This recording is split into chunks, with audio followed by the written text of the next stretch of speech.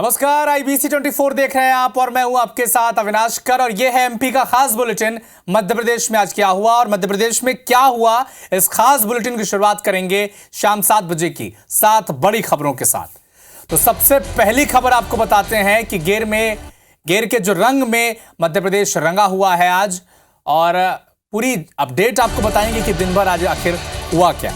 इसके अलावा ट्रेन में कातिल पति, कैसे ट्रेन में ये कातिल पति ने कौन सी वारदात को अंजाम दिया है, ये भी आपको बताएंगे। इसके अलावा ये भी बताएंगे कि वर्दी में डांस करने पर आबकारी अधिकारी पर आखिर एक्शन लिया क्या गया है। और बारिश और ओलावृष्टि से किसान परेशान हैं, उन्हें नुकसान पहुंचा है, हर अपडेट आप तक पहुंचाएंगे।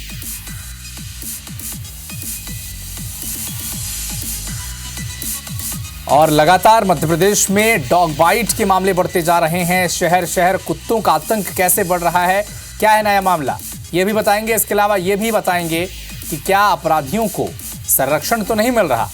पूरा अपडेट इसका भी इस खास बुलेटिन में आप तक पहुंचाएंगे। और एक दिव्यांग खुशी के जज्बे को हम सलाम करेंगे और लगातार बताएंगे कि क्या उपलब्धि उसने हासिल की है।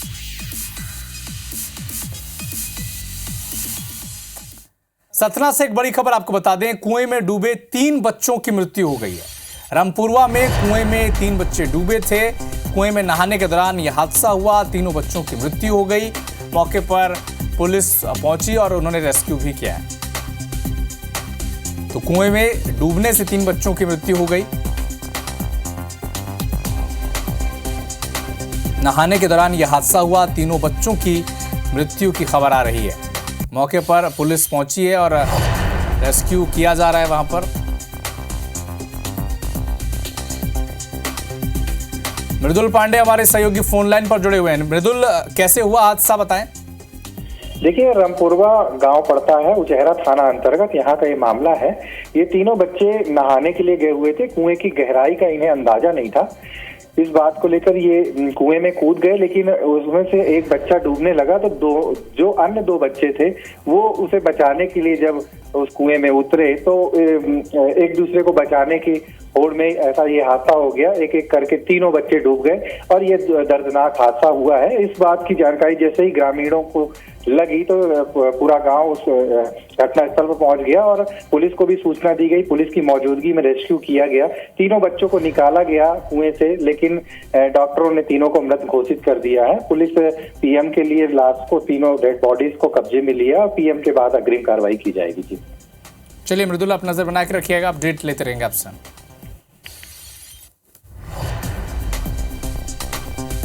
तो सतना से एक बड़ा अपडेट अब तक पहुंचा दें। कुएं में डूबने से 3 बच्चों की मृत्यु हो गई है। नहाने के दौरान यह हादसा हुआ है और अब पुलिस मौके पर पहुंची है, आगे की कार्रवाई में वो जुटी हुई है।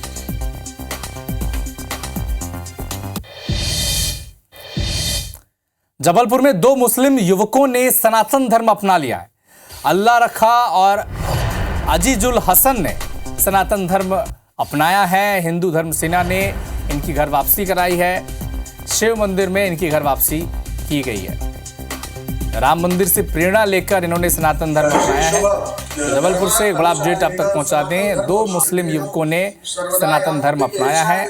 अल्लाह रखा इनका नाम है और एक अजीजुल हसन ने, 2 युवकों ने सनातन धर्म अपनाया है। हिंदू धर्म सेना ने इनकी घर वापसी कराई है। धर्म गौतम हमारे सहयोगी फोन लाइन पर हमारे साथ जुड़े हुए हैं। धर्म गौतम, बताएं। जी बिल्कुल, देखिए बता दूं, ये 2 मुस्लिम युवक हैं जो कि जबलपुर निवासी अल्लाह रखा इनका नाम है और दूसरे अशोकनगर जिले के चंदेरी के निवासी हैं अजीजुल हसन। इन दोनों ने सनातन धर्म में अपनाया है और उनका कहना है कि हमने सनातन धर्म में वापसी की है क्योंकि हमारे जो पूर्वज थे वो पहले सनातनी थे और उसी बात को लेकर अब हम अपने घर वापसी कर रहे हैं। और जो हिंदू धर्म सेना के जो अध्यक्ष हैं यहाँ पे जबलपुर में, उन्होंने इन दोनों युवकों को सदर स्थित शिव मंदिर में सनातन धर्म में वापसी कराई। विधिवत पूजन पाठ के साथ पंडित जी ने पूजा की और उसके बाद दोनों युवकों ने सनातन धर्म अपनाया है। साथ ही जो दोनों युवक, हमको साफ तौर पर कहना है कि हम शुरू से ही सनातन धर्म से प्रेरित थे, उसके सनातन को अपनाने के लिए उत्सुक थे, लेकिन चूंकि समय और ऐसा कोई सहयोग नहीं बन पा रहा था, लेकिन हिंदू धर्म सेना के माध्यम से हमें अब ये सहयोग प्राप्त हुआ। और शुक्रिया धर्म आपका तमाम जानकारी के लिए। खंडवा से जबलपुर जा रहे पति ने चलती ट्रेन में अपनी ही पत्नी पर चाकू से हमला कर दिया, जिससे महिला गंभीर रूप से घायल हो गई। घटना के बाद यात्रियों ने जंजीर खींचकर ट्रेन रुकवाई और रेलवे पुलिस ने घायल महिला को जिला अस्पताल पहुंचाया। हालांकि ट्रेन रुकते ही पति भागने लगा। हालांकि आरपीएफ और जीआरपी के जवानों ने प्लेटफॉर्म पर ही उसे पकड़ लिया। घायल महिला को जिला अस्पताल में डॉक्टर ने 25 टांके लगाए हैं।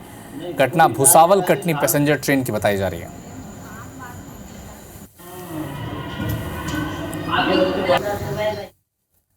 जबलपुर के आबकारी अधिकारी को होली के मौके पर शराब दुकान में डांस करना भारी पड़ गया। जिला निर्वाचन अधिकारी की अनुशंसा पर राज्य सरकार ने शराब दुकान में डांस करने वाले अधिकारी को सस्पेंड कर दिया है। और इन पर कार्रवाई आखिर हुई क्यों है, देखें जरा रिपोर्ट में।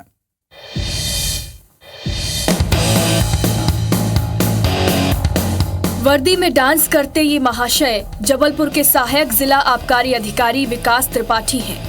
इन्हें होली के मौके पर शराब दुकान में कर्मचारियों के साथ डांस करना महंगा पड़ गया। दरअसल होली के दिन ये करमेहता स्थित शराब दुकान के गोदाम पहुंचे थे और वर्दी पहनकर ही उनके जश्न में शामिल हो गए। विकास त्रिपाठी के डांस का वीडियो सोशल मीडिया में वायरल हो गया, जिसके बाद जिला निर्वाचन अधिकारी दीपक सक्सेना ने मामले में संज्ञान लेते हुए इन्हें सस्पेंड कर दिया। शासन स्तर से शिकायत प्राप्त हुई थी, उस पर हमने जांच प्रतिवेदन भेजा था। विकास त्रिपाठी जी से भी बात की थी, उन्होंने भी बताया था कि वो वीडियो सही है। वो वीडियो शासन स्तर पर गया था और शासन ने उसको यूनिफॉर्म कोड का जो है मिसकंडक्ट माना है, वायलेशन माना है और उसके आधार पर विकास त्रिपाठी जी को जो है वो निलंबित किया है।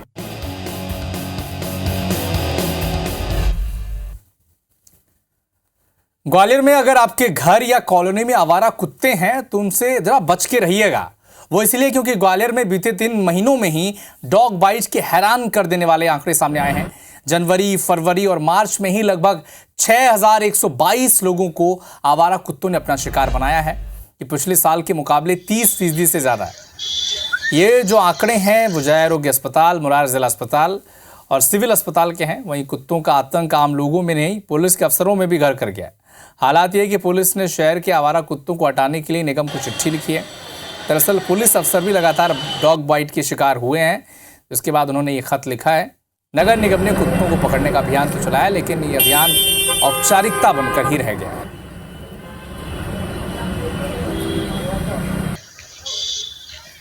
संबंध में नगर निगम को भी सूचित किया गया है कि जो इस टाइप के श्वान जो घूमते हैं और लोगों के ऊपर अटैक करते हैं उनके ऊपर जल्दी से जल्दी कार्रवाई की जाए। ये जरूर है, उनका इन्फ्लो ग्रामीण क्षेत्र से कई बार ज़्यादा हो जाता है, जिसमें हम लोग लगाम लाने की कोशिश करते हैं। उसमें पुलिस के साथ मिलकर नाके बनाते हैं, वो एक उस पर रोकथाम लगेगी तो ये जो शहर में कुछ जगह ज़्यादा घूम रहे हैं उस पर लगाम लग पाएगी। हमारी कोशिश यही कि घटनाएँ जो कुछ बीच में हुई हैं वैसी नहीं होंगी और हम इसको और अच्छे से क्रियान्वित करेंगे। दिल्ली से एक बड़ा अपडेट आप तक पहुंचा दें। बीजेपी की घोषणा पत्र समिति का ऐलान हो चुका है और इस समिति के अध्यक्ष बनाए गए हैं राजनाथ सिंह। निर्मला सीतारमण को संयोजक बनाया गया है, जबकि पीयूष गोयल को कमेटी का सह संयोजक नियुक्त किया गया है। इस कमेटी में अर्जुन मुंडा, स्मृति ईरानी, इसके अलावा मध्य प्रदेश के मुख्यमंत्री डॉक्टर मोहन यादव, शिवराज सिंह चौहान और छत्तीसगढ़ के मुख्यमंत्री सीएम साय, इसके अलावा पूर्व मुख्यमंत्री शिवराज सिंह चौहान भी इस समिति में शामिल किए गए हैं। तो घोषणा पत्र समिति का ऐलान हो चुका है और 27 सदस्यीय ये पूरी समिति है।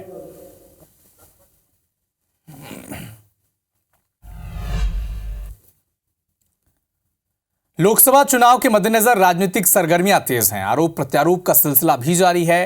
पक्ष विपक्ष के नेता एक दूसरे पर लगातार हमलावर हो रहे हैं। इसी बीच दतिया के कांग्रेस विधायक राजेंद्र भारती ने तत्कालीन गृह मंत्री को जमकर कोसा, आरोप भी लगाए, जिसका बीजेपी नेता मुकेश यादव समेत बाकी जो नेता हैं उन्होंने इस पर बयान जारी किया और कहा कि दतिया विधायक अपराधियों को संरक्षण दे रहे हैं। जिन लोगों पर दर्जनों मुकदमा सालों से है, उन्हें राजेंद्र भारती बचाने की कोशिश में जुटे हैं। चुनाव का परिणाम जो आता है उससे बौखलाकर पूर्व गृह मंत्री जी अपने गुंडों के द्वारा उन पर जानलेवा हमला कराते हैं। जुआ, सट्टा और पूर्व गृह मंत्री के हित साधने में, उनमें राजनीतिक बदला लेना और व्यवसायिक हित साधने में पुलिस की कार्रवाई हो रही है। ये आरोप प्रत्यारोप बंद करो। इन आरोप प्रत्यारोपों से कुछ नहीं होता, जनता सब जानती है। आपको राजनीति करना है, अब राजनीति करो, अच्छी स्वस्थ राजनीति करो, लेकिन ऐसा नहीं है किसी पर भी झूठा आरोप लगाओ। मध्य प्रदेश में रंग पंचमी की जबरदस्त धूम देखने रही। अलग अलग शहर, अलग अलग गली, अलग चौराहों में लोगों ने रंग पंचमी की गेर निकालकर उत्सव का आनंद लिया। शनिवार सुबह से ही रंग गुलाल का दौर शुरू हो गया। बच्चों, युवकों, महिलाओं की टोलियों ने होली खेलने मोहल्ले समेत सड़कों पर वो दिखी। इंदौर में सीएम डॉक्टर मोहन यादव तो भोपाल में शिवराज सिंह चौहान। प्रदेश में इन 6 तस्वीरों के जरिए देखिए कि कैसे मध्य प्रदेश में रंग पंचमी का उत्साह सर चढ़कर बोल रहा था। कई शहरों में रंग पंचमी की गेर और चल यात्रा निकाली गई, जो सभी के लिए आकर्षण का केंद्र रही। इस दौरान समारोह में शामिल युवाओं ने पूरे रास्ते भारत माता की जय और जय श्री राम के नारे लगाए। मस्ती में झूम रहे युवाओं पर टैंकर के पानी से बौछार भी की गई।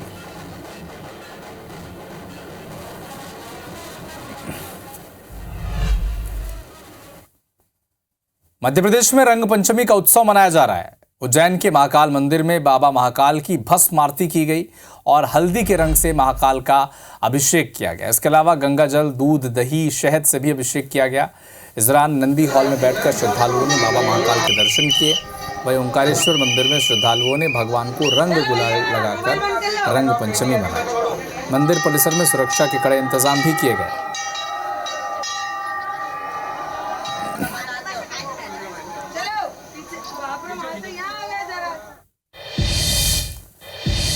इंदौर आखिर क्यों है स्वच्छता में नंबर 1? इसका सबसे बड़ा उदाहरण शनिवार को रंग पंचमी के दिन देखने को मिला। जिस उत्साह और रोमांच के साथ 6 घंटों तक लाखों इंदौर वासियों ने एक साथ गेर रंग पंचमी का उत्सव मनाया, उसी दोगुने उत्साह के साथ गेर खत्म होने के बाद सफाई अभियान भी शुरू हो गया है। नगर निगम की 25 से ज्यादा सफाई मशीनें और 500 सफाई मित्रों ने मोर्चा संभाले हुए हैं। राजवाड़ा से 2 ट्रक भरकर कचरा निकाला गया। सड़क पर बनी गुलाल की लेयर प्रेशर मशीन से साफ की गई। स्वच्छता के लिए इसी जुनून के बदौलत इंदौर सफाई में पिछले 7 सालों से नंबर 1 बना हुआ है। स्वच्छता इंदौर की आदत में शुमार हो चुका है और इसका जायजा लिया हमारे संवाददाता रवि हेमराज सिसोदिया ने। इंदौर शहर की गैर तो आपने देख ली, लेकिन हम इंदौर शहर की स्वच्छता भी देखी है, क्योंकि लगातार 7वीं बार नंबर 1 हम कैसे हैं वो बताते हैं आपको। कि अभी से कुछ घंटों पहले यहाँ सड़कों का माहौल आप देखेंगे तो यहाँ पैर रखने की जगह नहीं थी। गंदगी इतनी ज़्यादा हो चुकी थी क्योंकि कलर और उसके अलावा जो लोग यहाँ पर जितनी गंदगी इकट्ठा हुई थी तो उसे कुछ घंटों में साफ़ करने के लिए भी जिम्मेदारी नगर निगम उठाता है। तो ऐसे में हमारे साथ में इंदौर निगम आयुक्त शिवम वर्मा सर है, उनसे बात करेंगे। सर, सबसे पहला सवाल तो मेरा ये है कि आपको इंदौर की रंग पंचमी कैसे लगी? नहीं, बहुत अच्छी लगी। हमारे सभी इंदौर वासियों का उमंग देखकर बहुत अच्छा लगा और ये एक ऐतिहासिक गेर को देखने का सौभाग्य मुझे मिला। साफ सफाई को लेकर सड़कों पर कलर की जो लेयर है ना वो आपको देखने को मिलेगी और ये लेयर जो है फिलहाल वो यहाँ पर आप देखेंगे। और यहाँ पर क्या कहेंगे आप, ये साफ सफाई देख रहे हैं इंदौर शहर की? बहुत अच्छा लग रहा है, एकदम क्लीन लग रहा है। एकदम क्लीन लग रहा है और साफ सफाई बहुत अच्छी लग रही है। तो आप देखेंगे कि यहाँ पे ये लोग जो दिल्ली से आए हुए थे उन्होंने यहाँ पे इंदौर के स्वच्छता की तारीफ, 40 से ज़्यादा मशीनें जो है वो यहाँ पर लगी गई हैं। आप अगर उनके पैरों पर देखेंगे तो कलर की एक लेयर बन चुकी है, यानी कि 1 से 2 इंच की जो लेयर है वो साफ तौर पर सड़कों पर देखी जा सकती है। लेकिन आप इस ओर का पोर्शन अगर देखेंगे तो अब से सिर्फ 1 से 2 घंटे के बाद आपको ये पूरा इलाका कुछ ऐसा नज़र आएगा कि यहाँ पर जैसे कुछ कोई कार्यक्रम हुआ ही ना हो।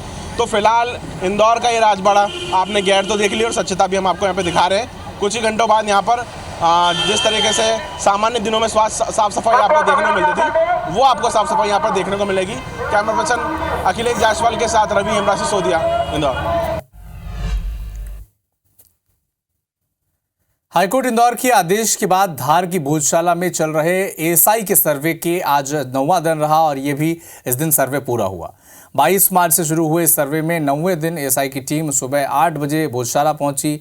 हिंदू पक्ष के गोपाल शर्मा, आशीष गोयल और मुस्लिम पक्ष के अब्दुल समद खान भी उनके साथ मौजूद रहे।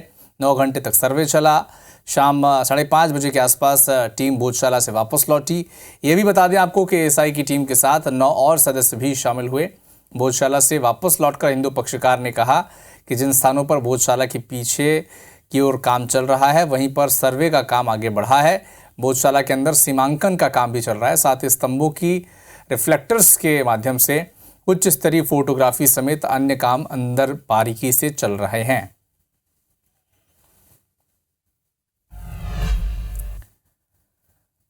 ग्वालियर की खुशी जन्म से ही हाथ पैर से दिव्यांग है, लेकिन अपनी दिव्यांगता से हार मानने की जगह उसने खुद को काबिल बनाया है। आप यकीन नहीं करेंगे, लेकिन खुशी मुंह में ब्रश दबाकर नायाब पेंटिंग करती है। खुशी कई तरह की पेंटिंग बनाती है। उन्हें पीएम मोदी की पेंटिंग और स्केच बनाना सबसे ज़्यादा पसंद है। खुशी की तमन्ना है कि वो पीएम मोदी को अपनी पेंटिंग भेंट करें। खुशी का कहना है कि दिव्यांगता शारीरिक नहीं बल्कि मानसिक बीमारी है। जिसने खुद को दिव्यांग मान लिया वो कुछ नहीं कर सकता। वहीं खुशी की मां आरती बराधिया का कहना है कि मैं खुशी के जन्म के बाद से परेशान थी, उसके भविष्य की चिंता उन्हें थी, लेकिन धीरे धीरे खुशी का परिवार के लोगों ने हौसला बढ़ाना शुरू किया और देखिए आज खुशी क्या शानदार पेंटिंग बना रही हैं। सभी महापुरुषों के बनाए हैं जी, बहुत से, बाबा साहब अम्बेडकर, नरेंद्र मोदी, उनकी बनाई है। उनको मैं भेंट भी करना चाहती हूँ, उनको मैं उनकी पेंटिंग देना भी चाहती हूँ। उन्होंने देश के लिए बहुत कुछ किया, उन्होंने देश की बेटी के लिए बहुत कुछ किया। मेरे बोली कि मम्मी मुझे कुछ करना है, तो मैंने कलर ला के देखो कि ये सारे काम अपने क्या है मुँह से करती थी, तो मुझे लगा कि मुँह से कुछ ना कुछ कर सकती, तो मैंने कलर ला के इसको दिए। इसने मुँह से फिर स्केच किया। जब मैंने वहाँ बैठी और इसने मेरे सामने जब किया तब मुझे भरोसा हुआ। तो फिलहाल इस बुलेटिन में इतना ही, लेकिन देश और दुनिया के साथ एमपी और छत्तीसगढ़ के हर अपडेट के लिए आप जुड़े रहिए हमारे साथ। नमस्कार।